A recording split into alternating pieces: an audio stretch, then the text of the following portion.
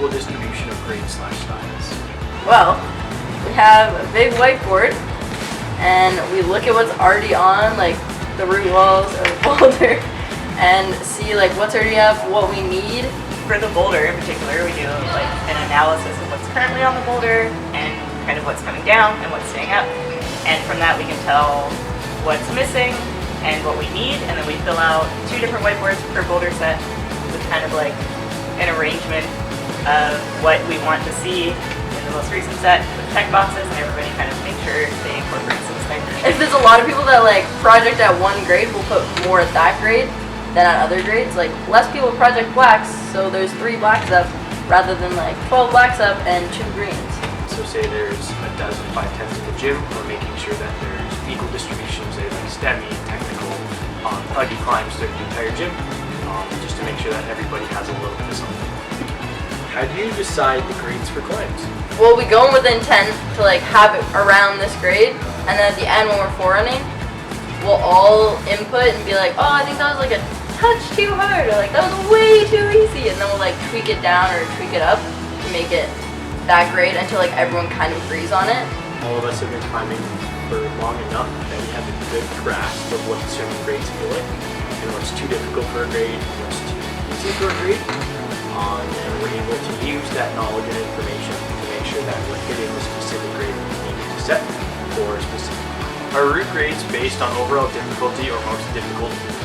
Generally, the climbs are graded on the most difficult sequence, but there's some that are very sustained, so that generally has an overall feel. It's like there's ones with cruxes, definitely the sequence that's the hardest, but if it's just a very sustained style of climbing all the way through, then it generally has a feel of the grade. How do setters accommodate for climbers of different heights? For the most part, we've gotten pretty good at doing that, but it's tricky to accommodate like somebody your size and somebody team kid size. It becomes very much a team effort when we're setting. So yeah, I am like 6'2" and I have a +8 big dex, and sometimes I do end up setting something that's taller, but very quickly do I get it reined in by everybody else. So if I have a move that's outside of the span, very quickly me and Jazz have a conversation about how to make that more manageable, and either holds or adding feet to make it as accommodating for more heights as possible. There's 2 sides to the height spectrum. Like oftentimes I'll set things that are kind of like scrunchy or STEMI or incorporate high feet, and my absolute first thing to do when we're running that is to grab Brandon and be like, hey man, you're the tallest person on our team, can you fit in this space? Because I'm aware that this feels a certain difficulty for me because I'm small and I fit really well, and if it doesn't feel of a similar difficulty for him at his height, then we'll add lower feet, or we'll find a way to make the holds a little bit more positive so that even if you're bigger, you can hold your weight inside that smaller space. You have noticed like in the forerunning, like Brandon, right? Now Jazz, you try it. Yeah. I think that helps a lot. It's helpful that we do have people of different height on the setting team to kind of gauge whether it's appropriate or not for most heights.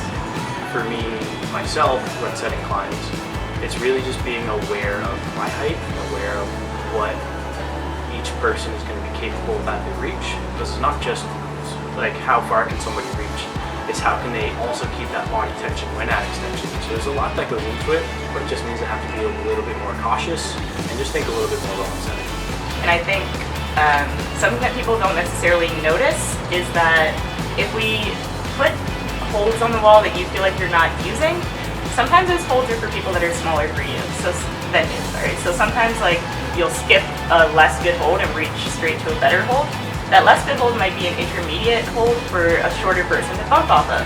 Or you might find that there's a bunch of feet that you didn't use, and sometimes we have a varying space of feet for me to do a move and for Brandon to be able to do the same move in the same way but have a different option of a foothold to stand on. The biggest thing is like if anything has been left on the wall, it's because the team has tried it and that the team has deemed that it's okay.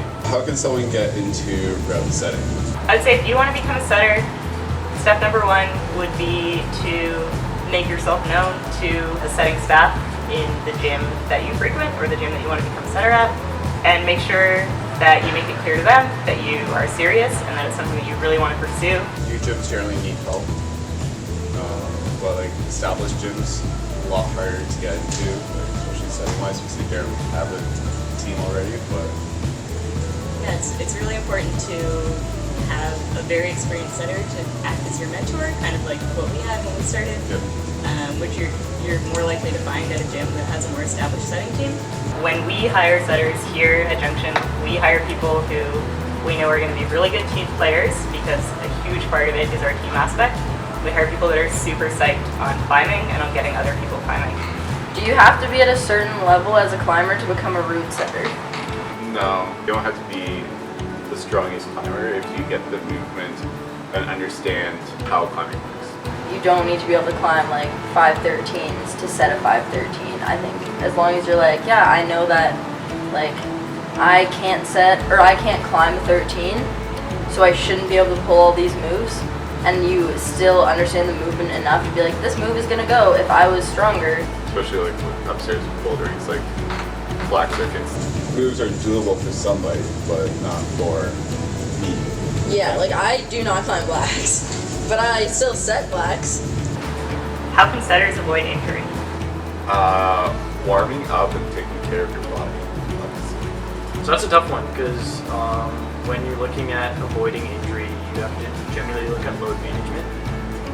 For setters, we generally set 3-ish days a week, and then on top of that, we still enjoy climbing and training and in our own time. So it's a lot of being aware of what your body is capable of and what it's feeling, and knowing when to either back off or keep pushing. I feel like one of us is always somewhat injured in a way, and it happens. Taking the time to take care of your body, I would say, is an important thing, especially with such a physical job that you can hurt yourself pretty easily.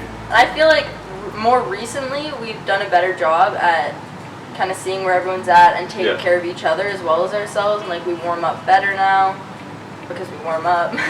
And we, like, if somebody's injured, we're not gonna have them forerun on something that's gonna really aggravate their injury. Like Jazz has a bad shoulder, we're not gonna be like, Jazz, get on this heavily shoulder intensive climb, or my wrist, I'm not gonna go like press up on anything really. So we just help each other out where we can. And no, it 100% comes to taking the time to warm up, knowing your limits, making sure that at the beginning of big sets we talk to each other about any potential injuries or pains that we're feeling, so we know who's capable of what, and then making sure we take the time to cool down and stretch after. And it's also really important to work with preventative things like doing stability work and mobility work to make sure your body is capable of taking on that extra load of setting in the climbing. Also know your limits.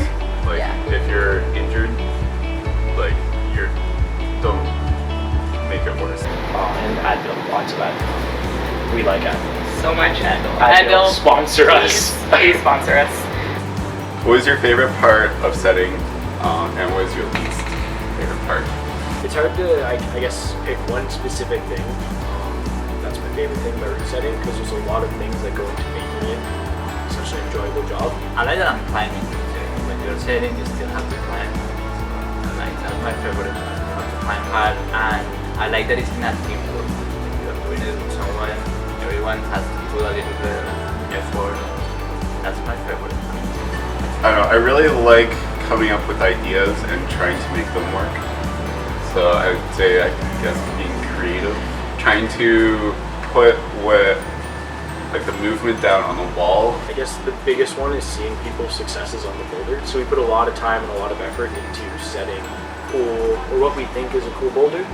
And then to see somebody project it for a couple weeks, and then be able to finally get that send and get really excited and be excited because they said something that they really enjoyed. That was really cool. My favorite part for sure is the team that we work with. Our setting team are some of my best friends, and we have so much fun together, just kind of like working really, really hard to ensure that we have a really good product to present to everybody else, but doing it in a way that's full of a lot of fun, a lot of games, and just a lot of like support from our friends. my favorite part would also be the crew, the squad, the teams, peeps, bros. I wouldn't go with bros. Yeah. I retract that. Friends, amigos. Yeah, team. We're like, it's a jokes crew. We always have fun. But then it's working with the team. We have an amazing team, and everybody gets along super well. And we have a really fun time when setting. You get to try cool things that you've always wanted to try in climbing. Worst, or least favorite, is probably washing clothes. My least is making some of those problems work. They don't want to work. But it's good. I think it's good because you have to put a lot of effort, but it's a lot of mental and physical effort. My least favorite, I mean, it's a lot. It's hard on your body. So all of us being injured all the time is probably my least favorite part, because that's pretty sucky. My least favorite part is ascending, for sure, because it hurts my back a lot. You guys have guest setters.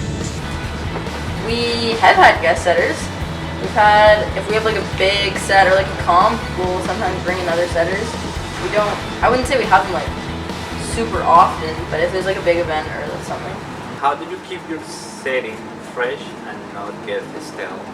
Sometimes you have a new idea, like it just comes to you. Maybe it's in a dream, maybe it's not. I think I'm too early. Everything's fresh right now for my You kind of just like watch other people climb, and you climb a bunch yourself, and you come up with cool moves that you haven't necessarily seen done, but you kind of like see somebody load to do a move and envision a different way that they could possibly do it, and you're like, oh, I want to make that happen. But a lot of it either comes from climbing either like outside or watching videos of stuff, and then trying to like make that movement happen here. I think there is a lot of like restrictions to like you have to set on this wall with this course. Yeah. There's nothing whatsoever. And we also are very conscious of everything that we've said before, because for the most part we've all forerun like all of the climbs that have been up. So if something is too similar to something that we've had too recently, we all know that, and we make sure we make changes to it so that it has its own uniqueness within the overall set. What's your vision for the future profession of setting? How are you leading this? Oh boy. The industry is becoming a lot more professionalized, which is super cool to see.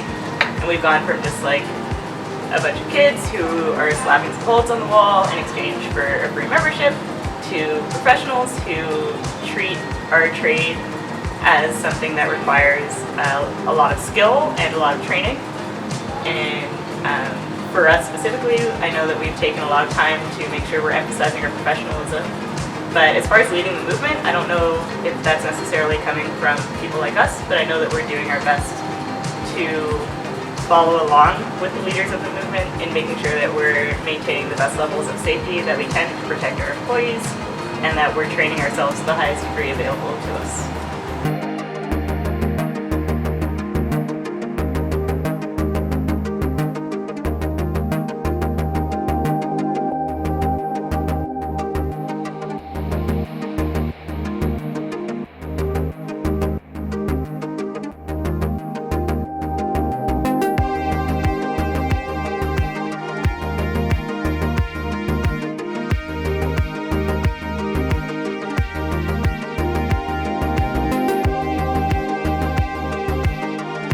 Good to go? I am so good to go. Are you sure you're good to go? I'm ready. How ready? Ready are to you? rock! Alright. Bring it on.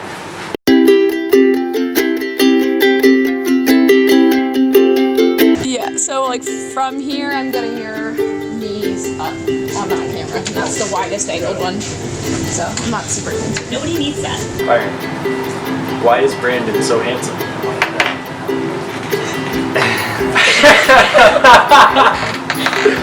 He's cute. He's friendly sometimes. And he's a strong climber. That makes him very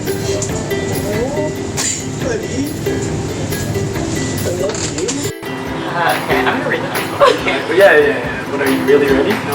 Don't take a drink. Are you ready? Why is Brandon so handsome?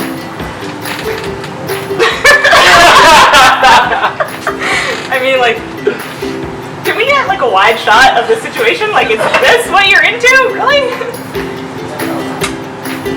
Why is Brandon so handsome? Ew. Guys, no. I don't know who asked that question? Gross. Thank you. Gross. Whoever asked that question. I love Get it. it, Bill. Our grade? Oh, wow. That was wrong. I had injuries that were. This is not good English. Styles. Say that again. Styles. I personally gained my inspiration from Anderson's cream milk.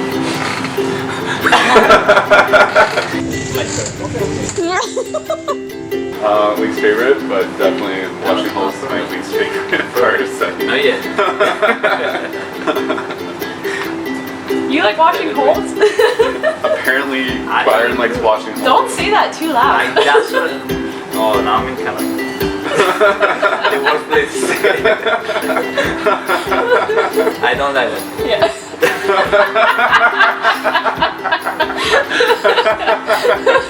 Take it back. It's the Lions. So I think like all in all, like the best part about setting is just to be able to set. That was deep. That was very deep. That was so deep.